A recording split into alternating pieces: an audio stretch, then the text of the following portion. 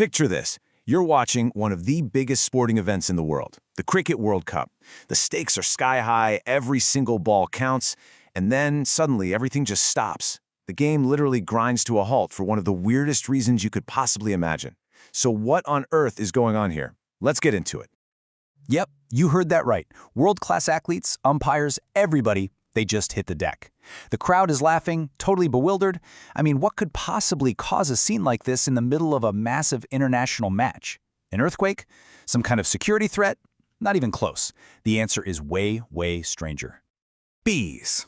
A massive swarm of bees decided that the middle of a cricket pitch was the place to be, forcing everyone to take cover. It was just this moment of pure, unscripted chaos that brought a global sporting event to its knees. But here's where the story gets really, really interesting. This wasn't just some random fluke of nature. All right, so Section 1, an unbelievable interruption. And to really get how bizarre this was, you have to understand the setting. This isn't some minor local game, okay? This is the World Cup. It's South Africa versus Sri Lanka, and we're in the 48th over, a super critical moment late in the game. Then, boom, out of nowhere, the buzzing starts, and the game is paused. But, and you're not going to believe this, these two teams had been through this exact thing before. That's right, Section 2, history repeats itself. This whole bee invasion thing, it wasn't a one-off. It was actually part of a very strange, very specific pattern. Just look at this. Only 2 years earlier, in 2017, the exact same thing happened in a match between the exact same two teams. That delay went on for over an hour. This is just, it's wild. What is it about South Africa playing Sri Lanka that seems to be a magnet for bees? And that's the central mystery, right? Is this just a one-in-a-million coincidence? Is there something about the stadiums they play in? Or is there another hidden factor at play that connects these two completely bizarre events? Well, that brings us to Section 3, the pink jersey connection. It turns out the clue to solving this whole mystery wasn't in the air or in the ground. Nope. The answer was right there on the players themselves. So here it is. This is the big clue. In both of these bee-interrupted games, the South African team wasn't wearing their classic green and gold. Instead, they were dressed head to toe in this incredibly bright, vibrant pink. During that first delay back in 2017, commentator Kepler Wessels actually floated this theory on air. It makes sense, right?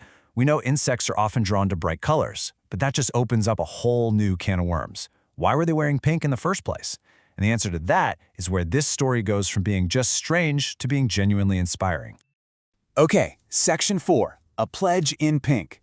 You see, this jersey isn't about fashion. It represents something so much bigger, a cause that has become one of the most important days on the entire South African sports calendar. It's called the Pink Day ODI, and it is a massive annual event. The team trades their usual green and gold for pink to raise a ton of money in awareness for breast cancer. So that pink jersey that attracted the bees, it's actually a powerful symbol in a nationwide fight against a deadly disease.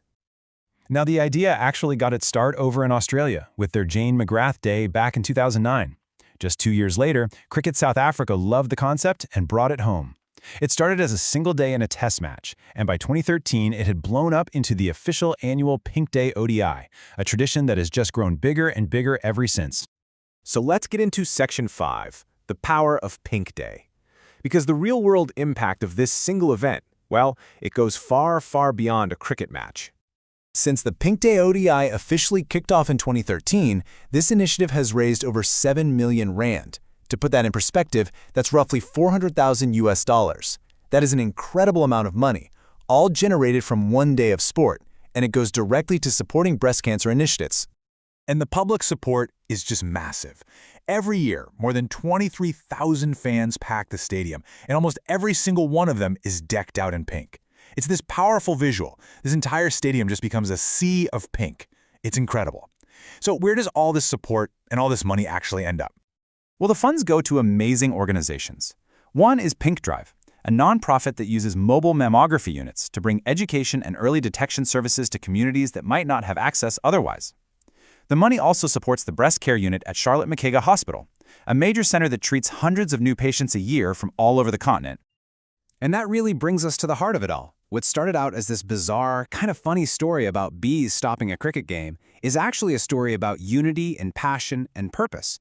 It's a day when an entire country rallies together, using the power of sport to support a cause that affects millions of people.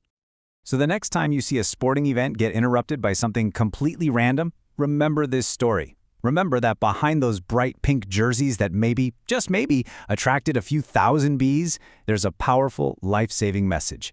And the ultimate takeaway from all of this? It's the motto of the entire Pink Day initiative. Early detection saves lives.